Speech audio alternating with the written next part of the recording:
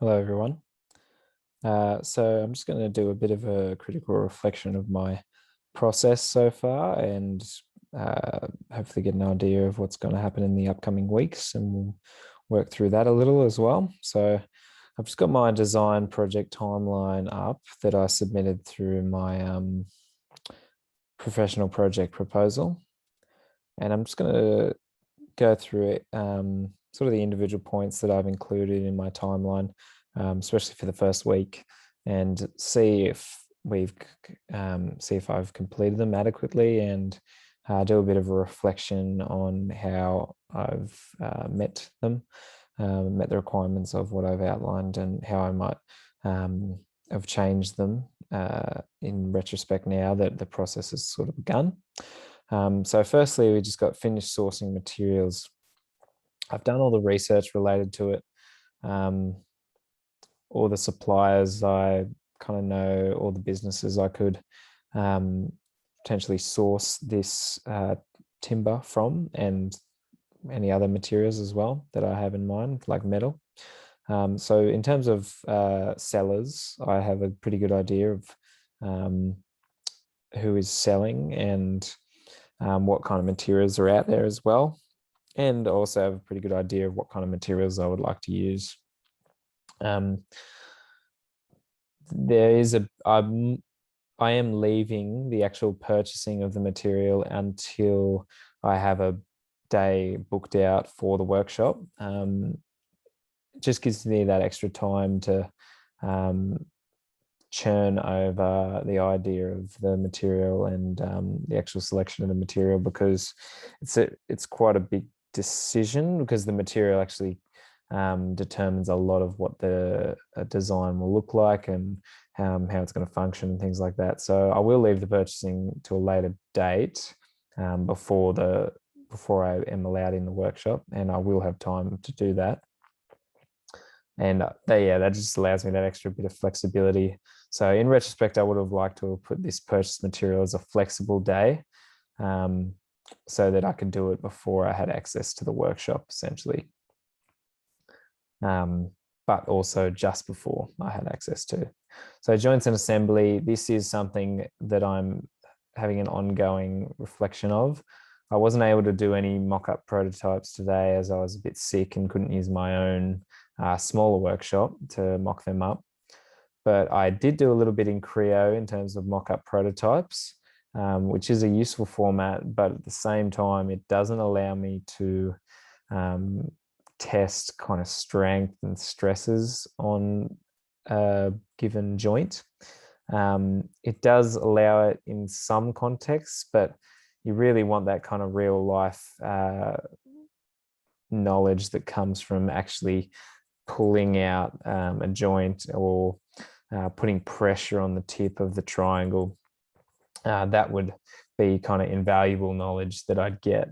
But I'm continuing to make prototypes on Creo. I'll upload a video later on of me demonstrating how to make the first prototype that I made, just as kind of a teaching resource, and it's a good way of recording my process as well. So that's that one. Yeah, ongoing, the joints and the assembly of it. I do have some great ideas on how to do it, and all of them would work. It's just a matter of what's going to be the best fit, because I do also want my arbor, because it's going to be triangular, to not just permanently stay there. So a lot of joints are permanent, and you glue them together to give them that extra strength. But I actually want mine to be able to separate and be two separate lengths, and to be able to be portable like that. So there's a little bit more that goes on in terms of complexity when it comes to making something portable in that way, and being able to separate them and rejoin them quite easily. So yeah, that's why I think it is taking a little bit more thinking, and it is a bit more complicated than would usually typically be. So design on Creo the individual components of the arbor. Yeah, I did one today.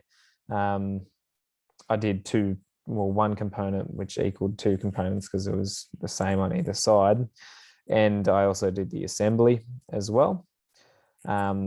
This is only the first kind of assembly I've done though, and I think I'm going to continue to do it with a bit more complexity in terms of different joints and supporting mechanisms and things like that, to get a real feel for what it might look like in the CAD modeling aspect of it, rather than just going straight to the build. So that will be something that I'll do in my afternoons and things like that, when I have a bit of spare time. And it's going to be a process that will happen, I think, in lots of different iterations just before I start actually building it in the workshop, and just before I buy the material as well. So that's good, because I don't have a day booked for the workshop yet, so I'm able to kind of knock out a few of those in the meantime.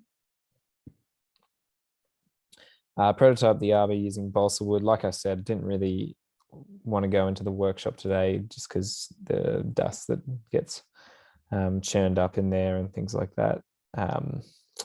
So I didn't knock up any actual prototypes today, and I was a bit sick. So, but it's something that's not it's not totally difficult to do. So I will be able to do that at some point. It also is a matter of churning out some more prototypes on Creo, so that I can get a better idea of what kind of prototype I might put out in balsa wood. And I obviously do the my thinking around making it accurate as possible is that if I had a arbor that's 3 meters long, I might make it 30 mil or 300 centimeters tall in balsa wood, so that the ratios are similar, and that would allow me to get a better visual realization of what it would look like as an overall project. So yeah, I think that's it for those ones. Again, same with Creo, all correct ratios. I don't need to worry about doing a ratio with that. I just make it to size in Creo. The one I made was 3 meters tall, obviously within the program. I've already purchased, I've got some mock-up timbers for it. So that's all of these things are ready to happen. It's just a matter of, I think a bit more determination on what the material is going to be. So all these things are actually more than half done, sometimes 3/4 done, sometimes fully done. For instance, for the Adobe Illustrator side of it, that's something I did straight away as soon as I could. A longer process, but I did it straight away. I've knocked out the pattern. I've made the pattern in Illustrator. I've sized it down to the sheet sizes that need to be cut in the laser cutter, so that the bed is going to be able to fit the pattern. And it's also going to be multiple laser cuts that go along the entire length of the arbor. So if you can imagine the triangle like this, if this is one side, the laser cuts will go all along to the top in a root type pattern. So I've made that already. It might change a little in terms of thickness, depending on how thick I want the timber in the end, but it's essentially done. I've done all the hard yards with that one, all the important stuff. So 3D print the arbor to correct ratios, pretty easy win with that one. I can get that happening while I'm doing a laser cut. I've already got a Creo file for that. So the prototype that I've already done would be fine for that 3D print. So that can happen as soon as I get access to the workshop again. So it is, sometimes a lot of it is dependent on my supervisor, and well, a lot of it will be dependent on my supervisor and when I can get access to the workshop. Prototype using ply with correct ratios. Yep. So again, I've got materials for that. I just need to, just set aside some time to work on it. I would have done it today, but same thing. I was a bit ill, so it's all right. Yep. Adobe Illustrator file, print on ply sheets. I've already bought sheets for it, so all I need to do now is print it out, which is cool.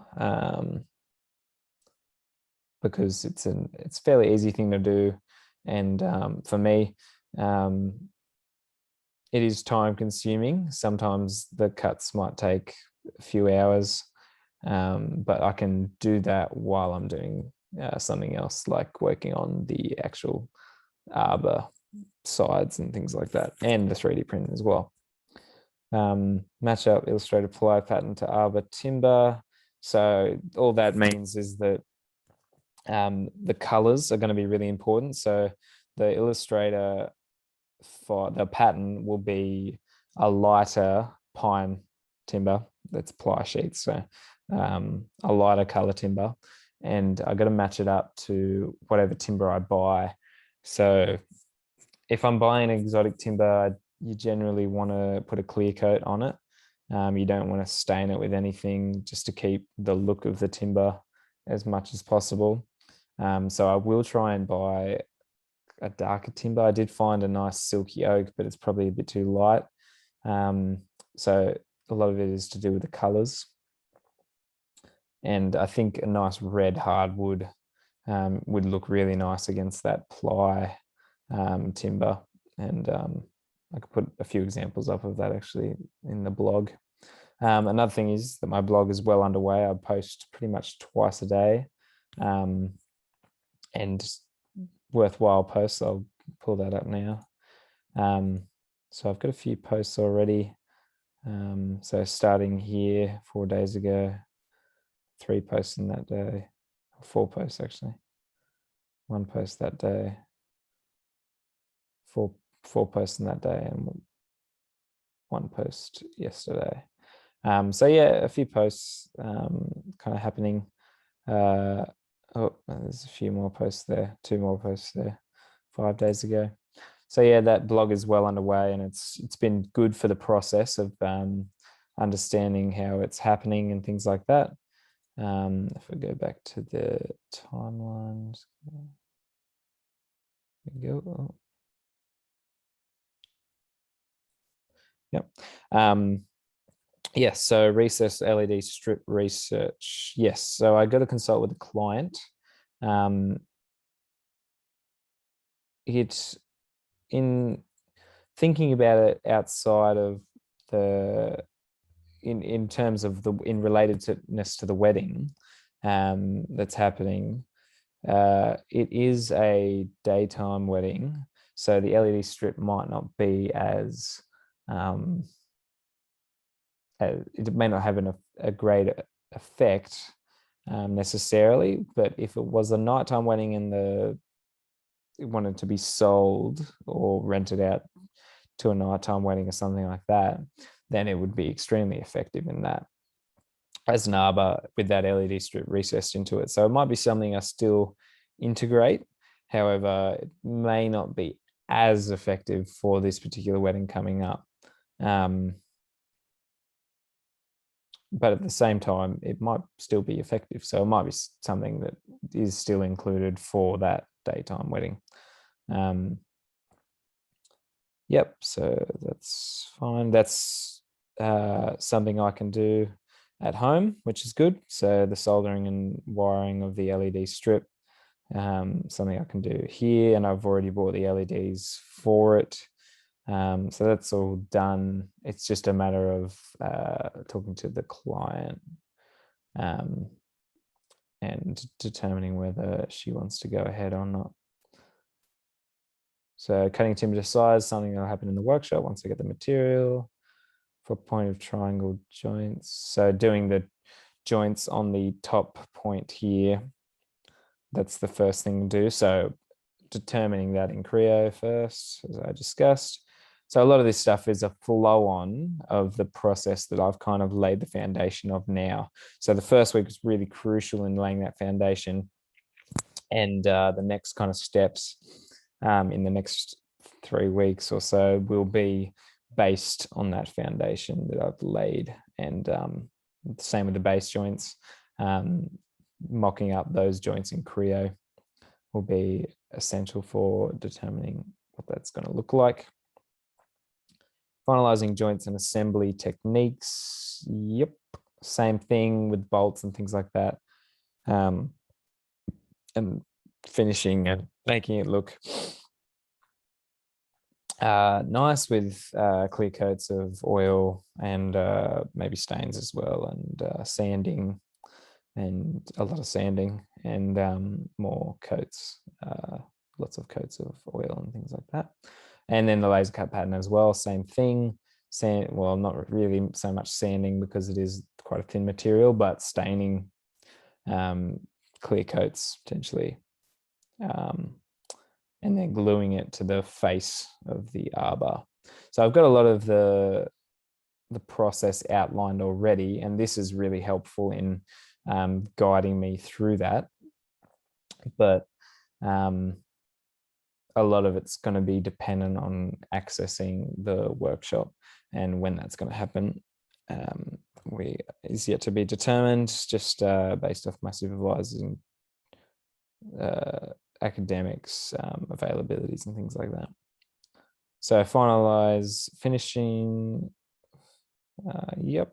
So just doing a final review of all the stains and gluing and oiling job, just to make sure there's no kind of loose parts and everything's properly stained and there's no blotches or anything like that, or dripping or anything like that.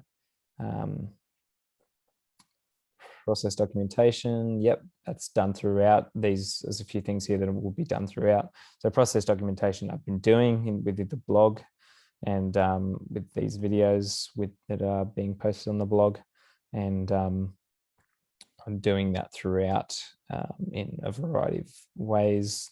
Did it via time lapse once, and then today I did it by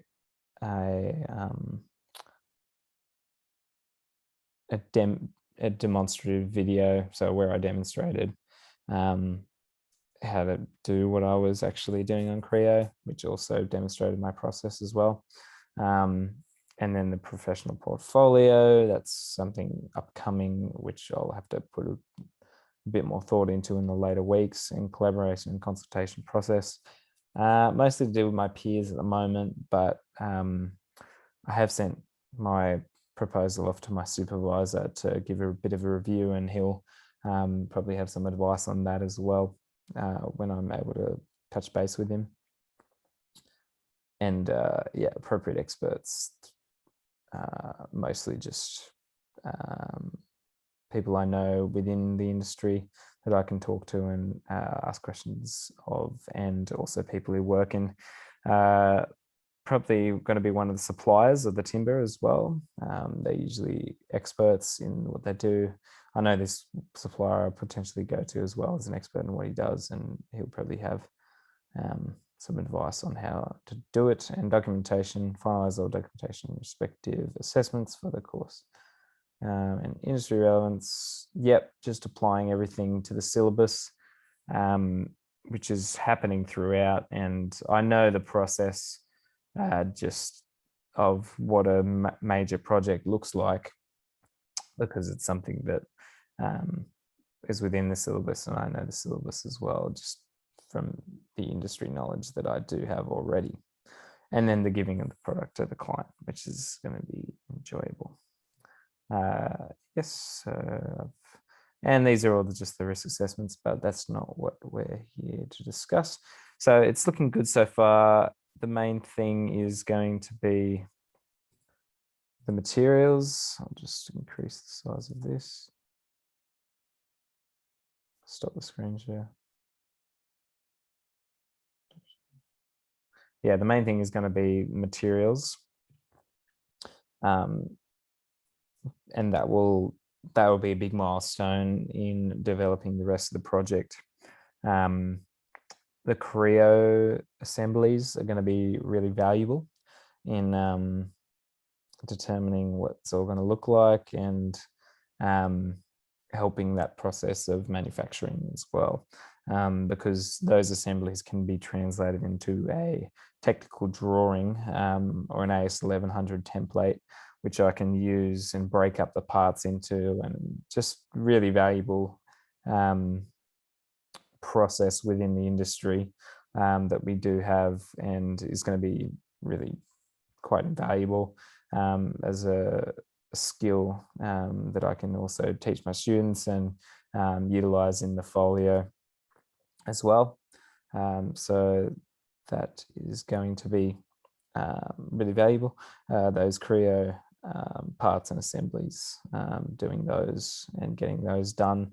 And then, yes, some prototypes with plywood, I think, is going to be the more valuable than the balsa wood. The balsa would still be valuable, an easy way of doing it, but the plywood's going to be really helpful in testing those joints out and things like that, and essentially making what I've made on Creo. Anything else? A lot's been done. So a lot of the blog posts, the blog is looking great at the moment, and the Adobe Illustrator stuff is essentially done. The Creo is well underway. A lot of the foundational research is coming to a finish, although I will do it throughout. I am sure of that. But a lot of the foundational research that will determine the big things like joints and how to treat the timber and things like that is going to be finishing up hopefully within this next week, before I get the timber and before I get access to the workshop. So the main thing I'm wanting to kind of focus on this week is potentially touching base again with my supervisor to see when I can get access to this workshop. So then I can go throughout the process of purchasing the materials and the timber especially, and finishing up Creo, creating some deadlines around Creo, providing motivation for Creo. I imagine that will do. Bump the mic a few times, but yeah, I might leave that there. That's kind of my bit of a reflection on the process that's happened so far, and a bit of create a bit of insight into what's going to come in the future weeks before the end of the course. And I'll see everyone tomorrow, or not tomorrow, but the next day on Wednesday for the lecture. So I might be able to run some ideas past Louisa and my peers as well. So I'll sign off now. I hope you enjoyed that process of reflection.